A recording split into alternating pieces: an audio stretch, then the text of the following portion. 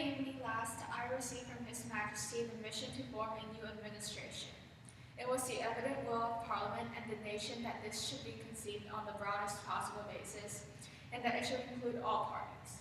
I have already completed the most important part of this task. Our cabinet has been formed of 5 members, representing with the Labour, oppositions, and Liberals, the unity of the nation. It was necessary that this should be done in one single day on account of the extreme urgency and rigor of events.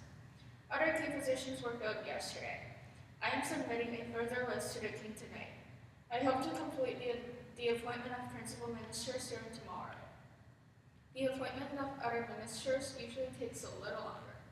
I trust when Parliament meets again, this part of my task will be completed, and that the administration will be complete in all respects. I consider it in the public interest to suggest to the Speaker that the House should be summoned today.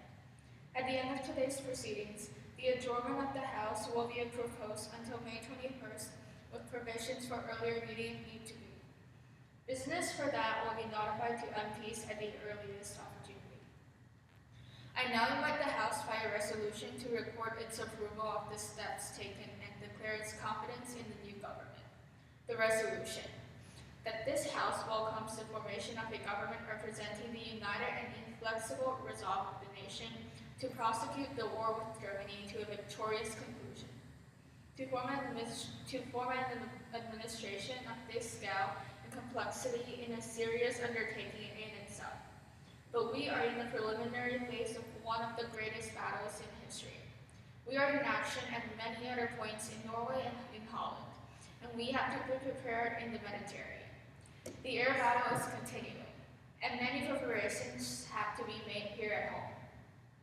In this crisis, I think I may be pardoned if I do not address the House at many lengths today, and I hope that any of my friends and colleagues or former colleagues who are affected by the political reconstruction will make all allowance for any lack of ceremony with which it has been necessary to act.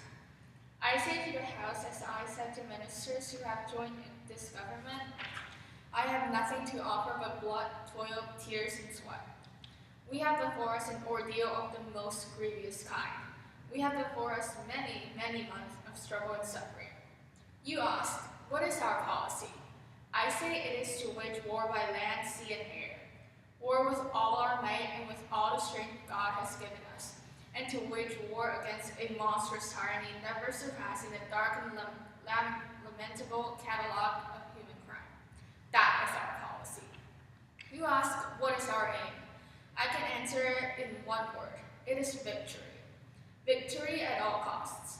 Victory in spite of all terrors. Victory, however long and hard the road might be, for without victory there is no survival. Let that be realized. No survival for the British Empire, no survival for all that the British Empire has stood for, no survival for the urge, the impulse of the ages, that mankind may move forward toward his goal. I take up that task in buoyancy and hope. I feel sure that our cause will not be suffered to fail among men. I feel entitled at this juncture, at this time, to claim the aid of all and to say, come then, let us go forward together with all our united strength.